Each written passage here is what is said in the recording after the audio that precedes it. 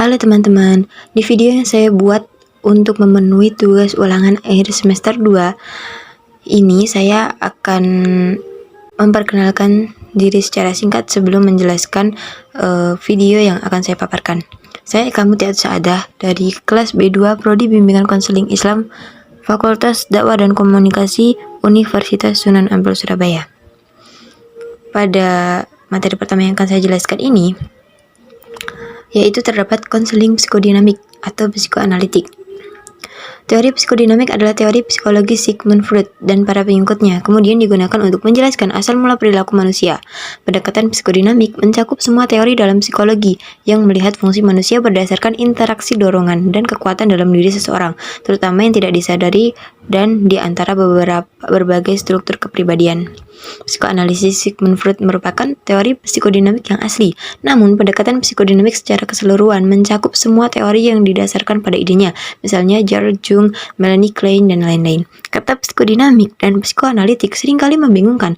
Ingatlah bahwa teori Freud bersifat psikoanalitik, sedangkan istilah psikodinamik mengacu pada teorinya dan pada pengikutnya. Psikoanalisis Freud adalah teori dan terapi. Sigmund Freud menulis antara tahun 1890-an dan 1930-an, mengembangkan kumpulan teori yang telah membentuk dasar dari pendekatan psikodinamik terhadap psikologi, yaitu teorinya diturunkan secara klinis berdasarkan apa yang telah dikatakan pasiennya selama terapi. Terapis psikodinamik biasanya akan merawat pasien untuk gangguan terkait depresi atau kecemasan. Yang kedua yaitu ada asumsi dasar pendekatan konseling psikodinamik. Terdapat 4 asumsi dasar, yaitu pertama, perilaku dan perasaan kita sangat dipengaruhi oleh motif bawah sadar. Pikiran bawah sadar terdiri dari proses mental yang tidak dapat diakses oleh kesadaran, tetapi mempengaruhi penilaian, perasaan, atau perilaku.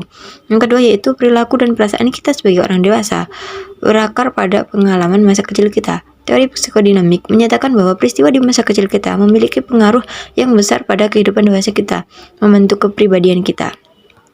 Yang ketiga yaitu semua tingkah laku memiliki sebab, biasanya tidak disadari, bahkan selip lidah. Oleh karena itu, semua perilaku ditentukan. Teori psikodinamik sangat deterministik karena ia memandang perilaku kita sepenuhnya disebabkan oleh faktor-faktor bawah sadar yang tidak dapat kita kendalikan. Pikiran dan perasaan bawah sadar dapat ditransfer ke pikiran sadar dalam bentuk paraprasi yang dikenal sebagai selip lidah atau Freudian. Yang keempat yaitu kepribadian terdiri dari 3 bagian, yaitu ide, ego, dan superego. Ide adalah komponen kepribadian primitif dan naluriah. Ini terdiri dari semua komponen kepribadian yang diwariskan, yaitu biologis yang ada saat lahir, termasuk naluri seks, kehidupan, eros yang mengandung libido, dan naluri agresif atau kematian. Ego berkembang untuk menengahi antara ide yang tidak realistis dan dunia nyata eksternal. Ini adalah komponen kepribadian pengambilan keputusan. Superego memasukkan nilai dan moral masyarakat yang dipelajari dari orang tua dan orang lain. Bagian dari pikiran bawah sadar, ide, dan superego terus-menerus mengalami konflik dengan bagian sadar dari pikiran atau ego.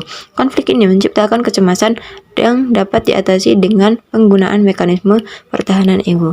Sekian dari apa yang saya jelaskan. Terima kasih.